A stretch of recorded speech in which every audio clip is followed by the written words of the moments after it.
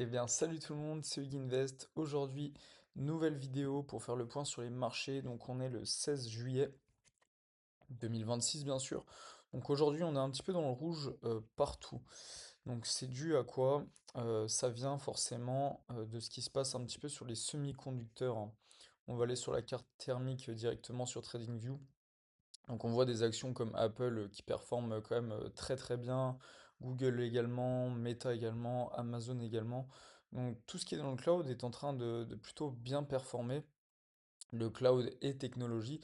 Par contre, on voit que si on reste sur la partie semi-conducteur, bah, par exemple avec Intel, on va avoir Micron, on va avoir AMD, toutes ces entreprises-là sont en train de se prendre un petit peu un retournement baissier, ce qui fait que indirectement, on va avoir le Nasdaq qui descend avec SpaceX également qui continue de descendre. Donc tout ça, ça met une pression baissière, hein. Quand on regarde Marvel, on voit toutes ces entreprises vraiment qui sont dans le semi-conducteur, qui sont là pour créer en fait de la data, de la mémoire comme SanDisk également. Toutes ces entreprises qui sont cotées donc aux États-Unis mettent une pression baissière.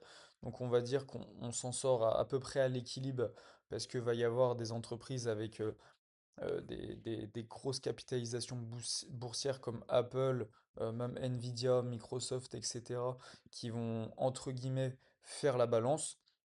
Mais on voit quand même qu'il y a une pression baissière, hein, parce qu'il y a beaucoup de rouge, et on va avoir les quelques valeurs technologiques qui ont des bons fondamentaux, hein, qui vont rester un petit peu dans le vert, comme Amazon, Meta, Google, Microsoft, les Magnificent Seven, entre guillemets.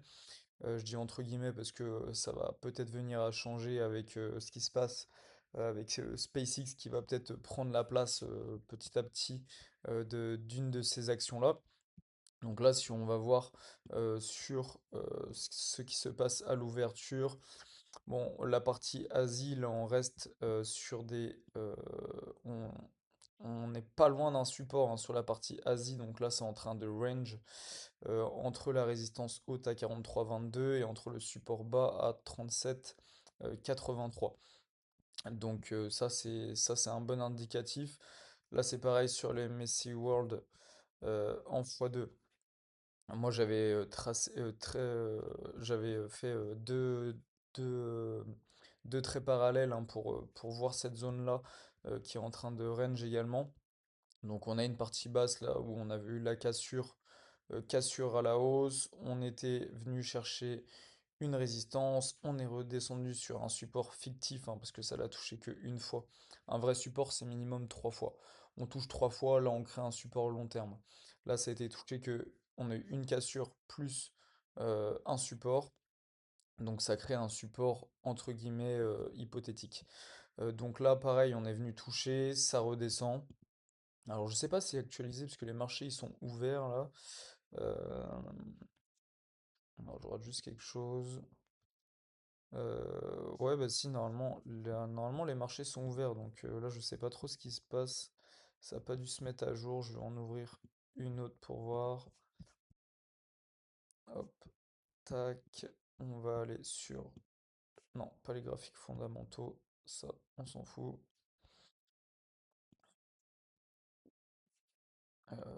Tac. Le marché dans l'ensemble.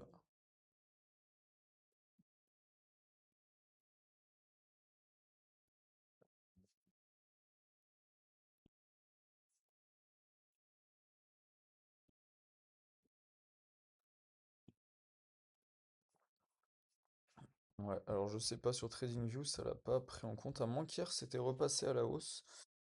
C'était peut-être repassé à la hausse. Mais bon, tout ça pour dire qu'on reste dans un range, hein. Donc là, les semi-conducteurs vont bien impacter. Hier, sur le Nasdaq, côté US, on était à moins 0,33. La partie Nasdaq PEA, on est à moins 0,73. Donc ça doit être aujourd'hui à l'ouverture. Donc là, c'est pareil. Après, il y a quelque chose qui est pas trop mal, hein, sur ce qui se passe sur le Nasdaq. C'est que c'est pareil, malgré toutes les news, on reste dans un range. Là, on est en train de ranger, hein, donc il n'y a pas de grosse baisse ou de grosse hausse. Là, par exemple, là, c'est une grosse hausse. Là, on a une grosse hausse depuis mars, donc descente, et là, c'est en train de ranger. Donc deux possibilités. C'est soit ça range ici et ça monte, ou deuxième possibilité, on range et on va venir descendre. Donc ça après ça peut être ce qu'on appelle des triangles. Donc vous tracez euh, une, hop, une comme ça et une comme ça. Tac. Donc là, à voir si ça continue à range dans le triangle. Deux possibilités. Donc première possibilité, c'est ce que je disais avec le retournement. Donc on vient chercher le triangle, on se resserre et là, soit on a une montée, soit on a une cassure. La différence, ça va être qu'est-ce que vous voulez sur le long terme. Est-ce que vous allez attendre pour peut-être aller chercher la cassure et acheter un point plus bas, ou est-ce que vous allez vous placer justement dans ce triangle pour voir si on peut pas avoir une montée derrière? Donc ça c'est à vous de faire les choix, hein. Il n'y a pas de conseil financier ici, c'est juste de l'analyse. Partie Asia, partie Asia du coup pour moi là j'arrête de me positionner dessus pour l'instant, hein, parce que là on va aller chercher les supports comme je disais tout à l'heure. Après sur la partie long terme on est toujours acheteur, hein, sur l'ETF.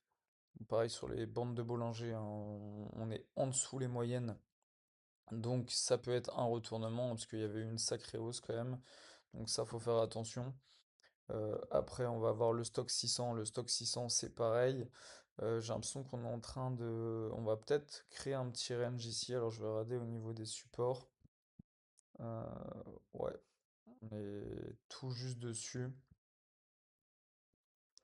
Après le LQQ on est plus positionné dessus. Mais bon c'est un Nasdaq en x2 donc c'est pareil, hein, là ça fait du range mais en x2. CAC 40 ça ouvre en baissier. Ce que je disais dans la vidéo d'hier, hein, là on a eu une montée et on a un avalement baissier, hein. Un avalement baissier, c'est-à-dire que quand vous avez une grosse bougie haute, mais qui vient se refaire manger par une grosse bougie basse, c'est un avalement baissier. C'est-à-dire qu'on a essayé d'aller monter, mais que les vendeurs ont gagné sur cette partie-là. Donc là, ça monte, bam, ça redescend, et après, est-ce qu'on va venir ranger ici? Personne ne le sait. Le Bitcoin, le Bitcoin, c'est pareil, hein. Là, on reste sur les supports. On va sûrement ranger dans cette zone-là. À voir si ça monte ou ça descend, parce que après la prochaine résistance, elle est à 82 000, hein. Donc, il y a une grosse marge entre les deux. Là, on est ici.